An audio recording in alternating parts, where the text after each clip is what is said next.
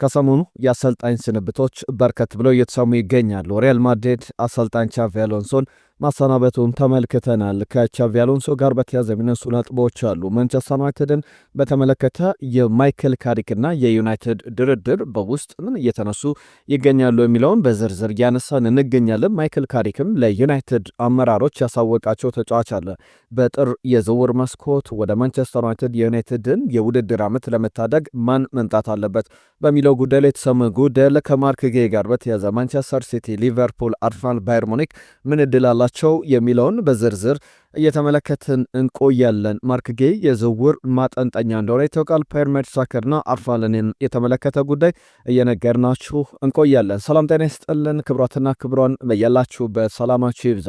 አብራችሁን ስላላችሁ ስለምትከታተሉን ከልብ እናመሰግናለን። ቤስት ስፖርት ቻናል ላይ ትገኛላችሁ። ስፖርታዊ መረጃዎቻችን ተጀምሯል። በርከት ያሉ የዝውውር ጉዳዮችን እያነሳን ከቡድኖቻችሁ ጋር በተያዘ የወጡ አዳዲስ ጉዳዮችን እየነገርናችሁ እንቆያለን። ቼልሲ አንድ ተጫዋች ከኮሞ ማስፈረም ይፈልጋል ተብሏል። ለቼልሲና ወጣት ተጫዋቾችን በተመለከተ እያነሳናቸው የምንቆያቸው ጉዳዮች አሉ። ቀደም እንዳልኩት ነው የሪያል ማድሪድ የማንቸስተር ዩናይትድ የአሰልጣኝ መንበር ስራዎች በደንብ እየተነሱ ያሉ ሀሳቦች ናቸው። ዋይኒ ሩኒ ወደ ማንቸስተር ዩናይትድ ቢመለስ የሚለው ሀሳብስ በአሰልጣኝነት እንዴት ታዩታላችሁ የሚለውንም ጉዳይ እናነሳለን። በዝርዝር በርከት ያሉ ጉዳዮችን እየነገርናችሁ እንቆያለን። በቻላችሁት በያላችሁበት አብራችሁን ቆዩ።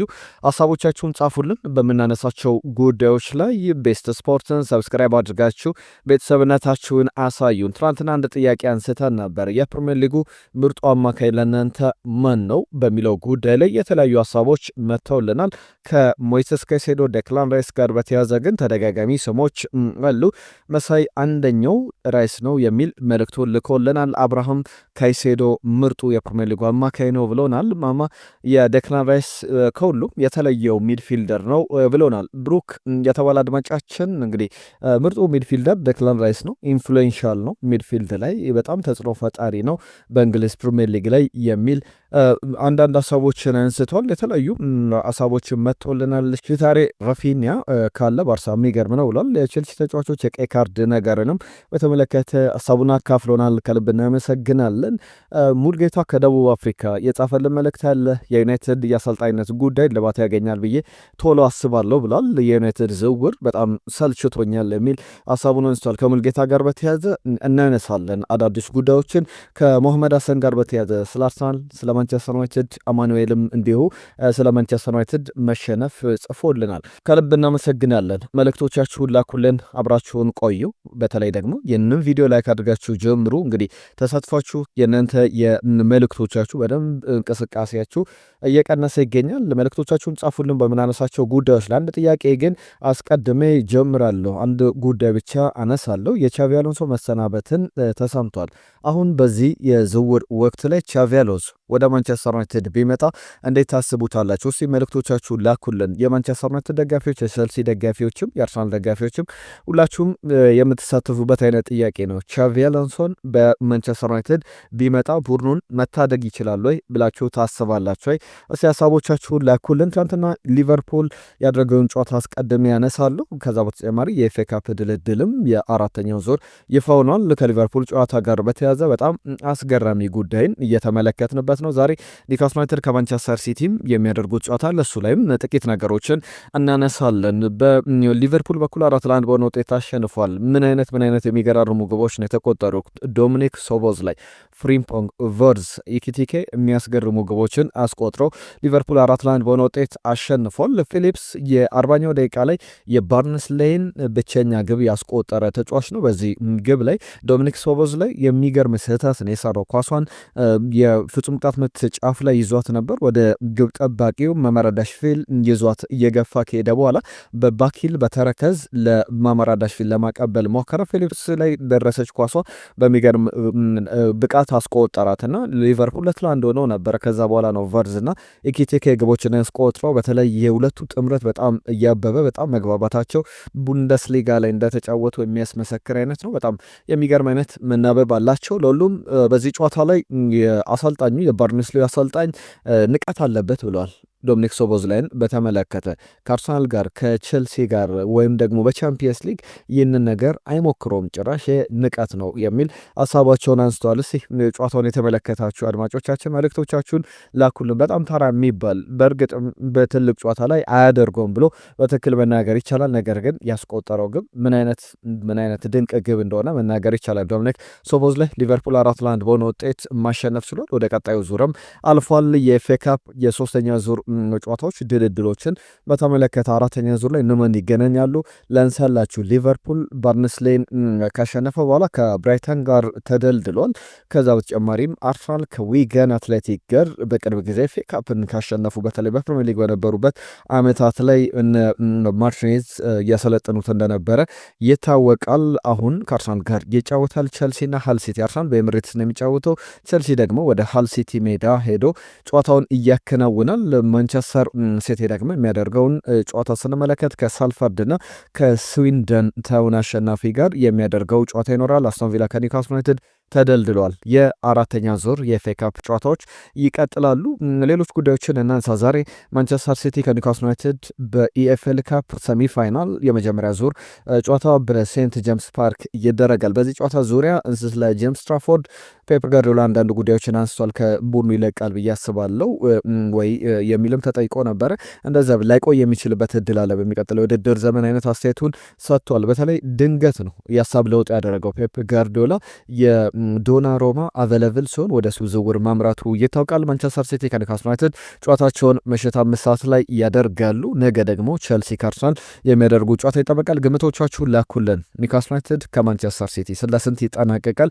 ዛሬ ከሚደረጉ ጨዋታዎች መካከል የሚጠቀስ ነው። በስፔን ኮፓ ደላሬ የሚደረጉ ጨዋታዎች አሉ። ሌሎችም መርሃ ግብሮች ትናንትና አልሂላል አልናስርን አሸንፏል። በዚህም የነጥብ ልዩነቱን ማስፋት ችሏል። ክርስቲያኖ ሮናልዶ 1959ኛ ግቡን ያስቆጠረበት ነበር። ነገር ግን 3-1 በሆነ ውጤት አልሂላል አልናስርን አሸንፎ በሳውዲ ፕሮ ሊግ ላይ የነጥብ ልዩነቱን በደንብ ያሰፋበት ሆኗል።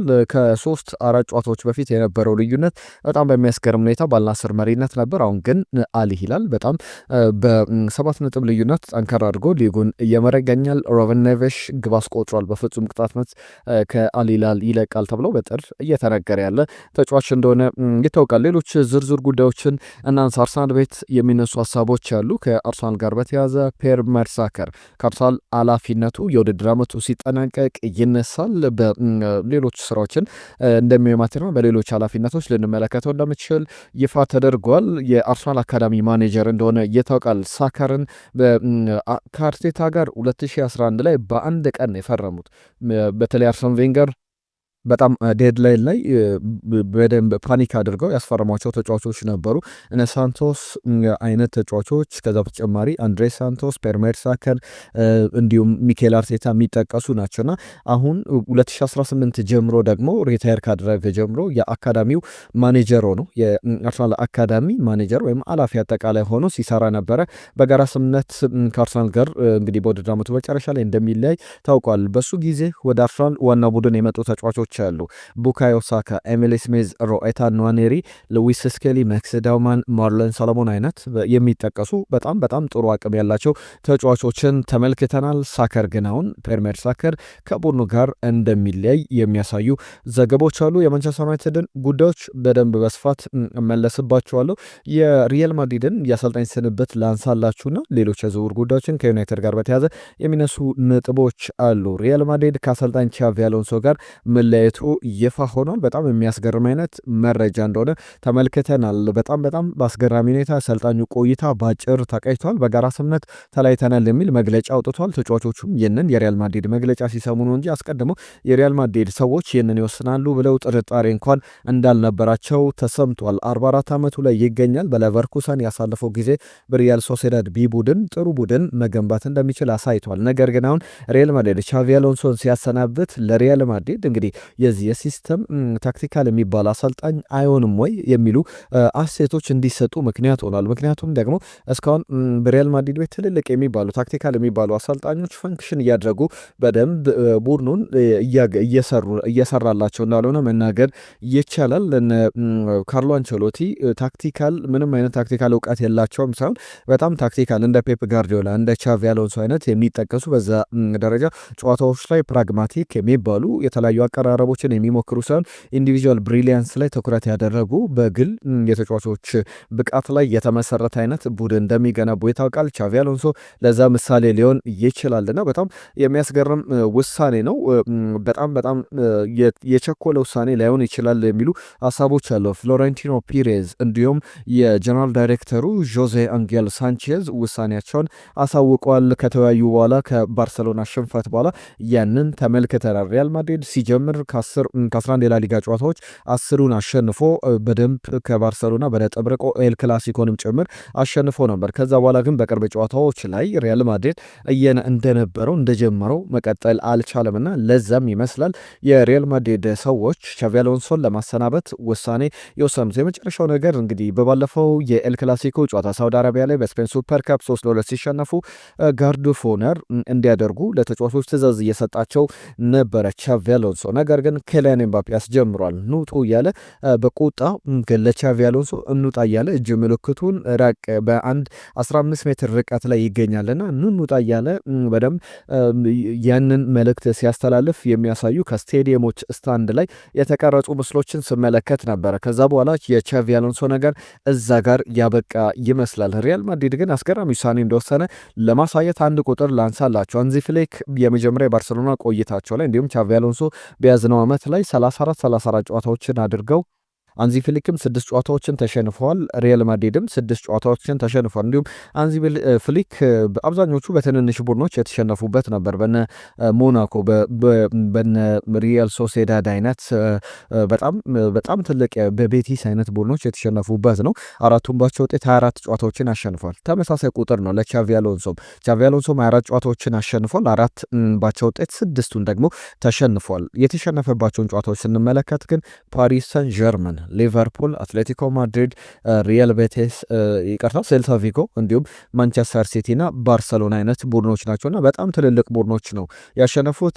ዘሊስት ኢምፖርታንት ኮምፒቲሽን ነው እየተሸነፍንበት የስፔን ሱፐር ካፕ በጣም ያን ያክል አስፈላጊ ውድድር አይደለም በሚል አስተያየቱን ሲሰጥ እንደነበረ ይታወቃል። ለሁሉም ቻቪ አሎንሶ ተሰናብቷል። ወደ ማንቸስተር ዩናይትድ ቢመጣ ምን ታስባላችሁ? ከማንቸስተር ዩናይትድ ጉዳይ ጋርም በተያዘ አያይዘን እናነሳዋለን። የማንቸስተር ዩናይትድ ጉዳዮች ደግሞ ላንሳላችሁ። ከማይክል ካሪክ ጋር በተያዘ ከሞላ ጎደል ይፋ ሊደረግ የሚችል የአዲስ የአሰልጣኝ ቅጥር ነው።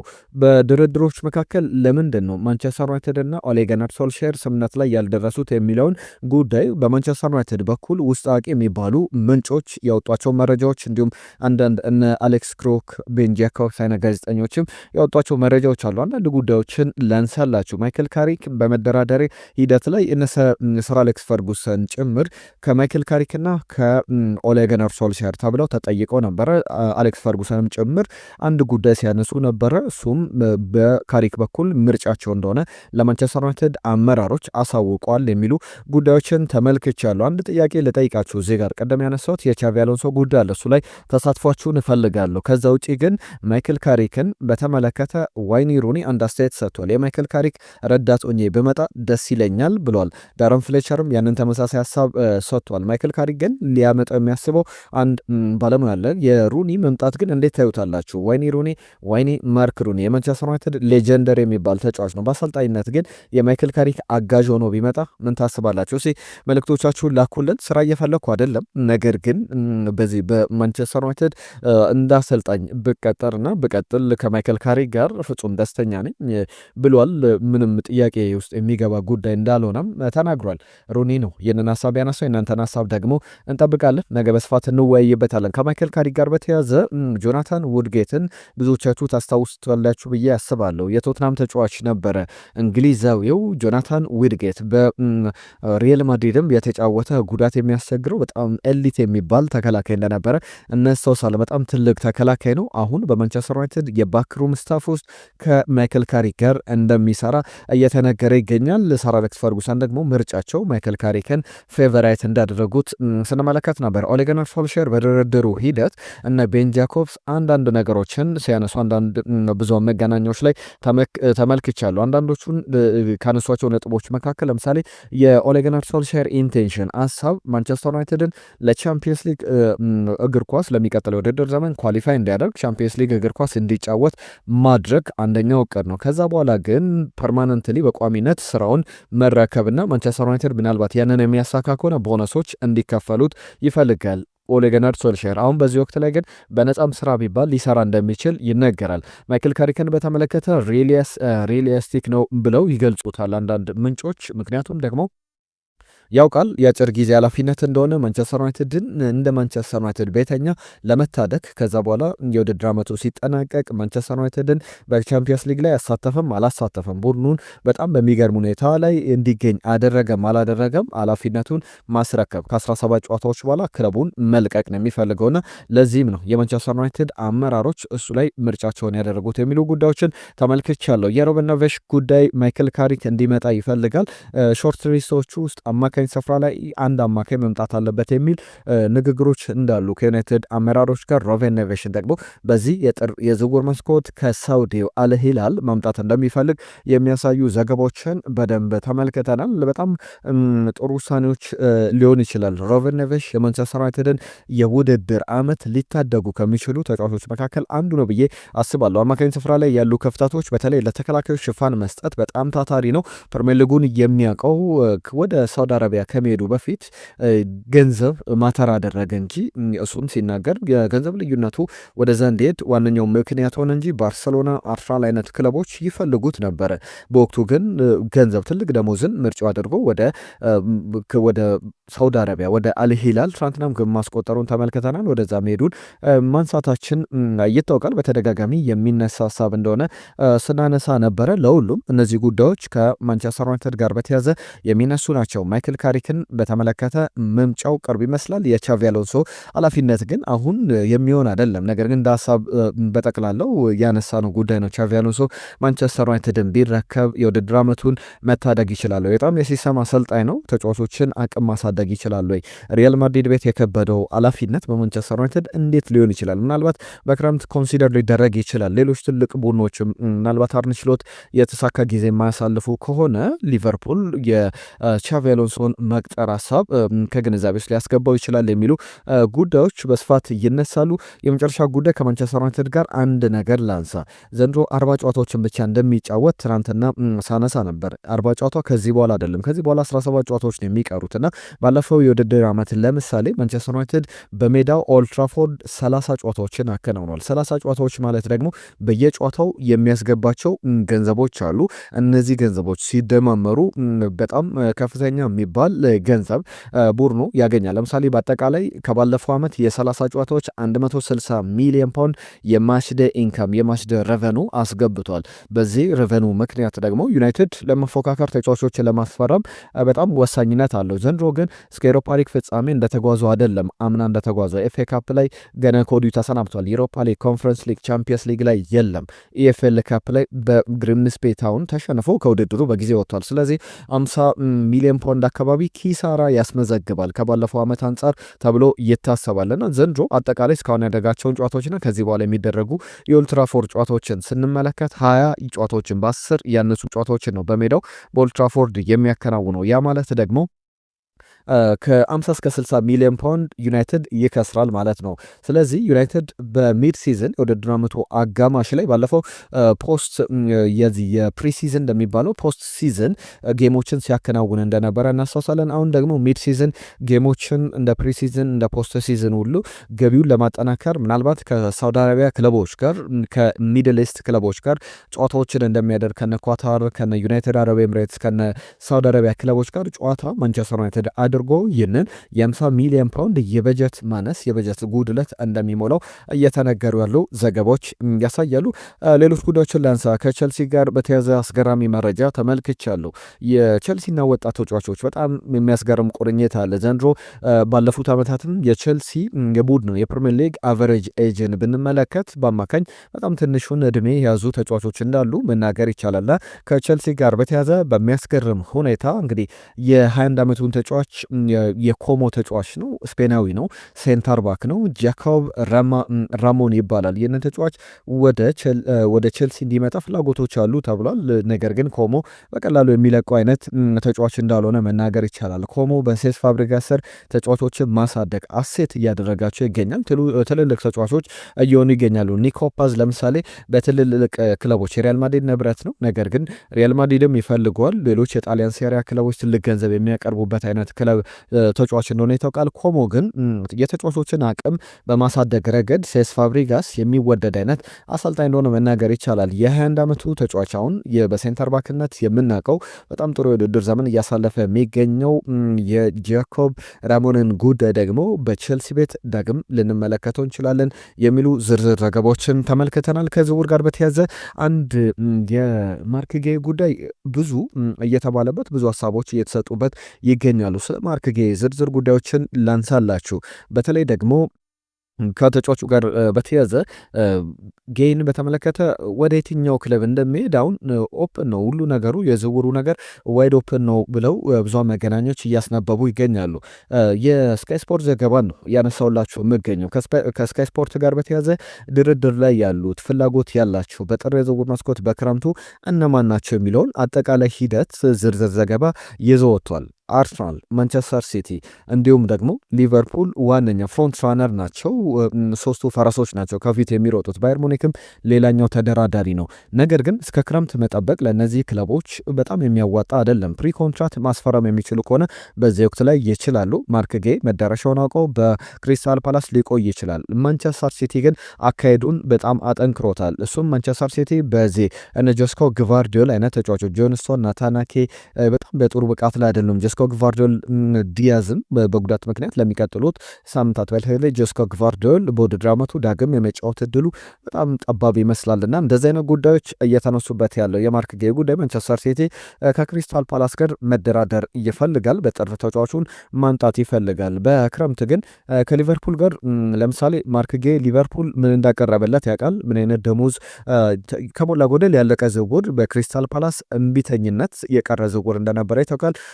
ሁሉ ነገሮች አልቀው ክሪስታል ፓላስ ተተኪ ባለማግኘቱ ያልተጠናቀቀ ዝውውር እንደነበረ በክረምቱ በዴድላይን ዴይ እናስታውሳለን። 35 ሚሊዮን ፓውንድ ሊከፍል ነበረ ሊቨርፑል። አሁን ግን ሊቨርፑል ለማርክ ጌይ ገንዘብ ማውጣት የሚፈልግ አይመስልም። ከዛ ይልቅ ግን ማርክ ጌይን በክረምት በነጻ ዝውውር ማምጣት ይፈልጋል። የማርክ ጌይን ጉዳይ ደግሞ አርሰናልም ሚኬል አርቴታም በቅርብ እየተከታተለ ይገኛል ከክሪስታል ፓላስ ሰዎች ጋር እንዲሁም ከማርክ ጌይ ጋር ሚኬል አርቴታ ተነጋግሯል የሚል ዘገባን ስካይ ስፖርት አስነብቧል። አርሰናልም የሚፈልገው ለክረምት ነው፣ ሊቨርፑልም የሚፈልገው ለክረምት ነው። ክረምት ላይ ደግሞ ማንቸስተር ዩናይትድም እዚህ ዝውውር ላይ ሊገባ ይችላል። ምክንያቱም የሚመጣው አሰልጣኝ የማንቸስተር ዩናይትድ የቻምፒየንስ ሊግ ተሳትፎ የሚረጋገጥ ከሆነ የቻምፒየንስ ሊግ ቦታን ይዞ ማጠናቀቅ የሚችል ከሆነ ነገሮች ቶሎ ብዙ ነገሮች ሊቀይሩ ይችላሉ። ለዛም ይመስላል ማንቸስተር ሲቲ ተጫዋቹን ማምጣት የሚፈልገው።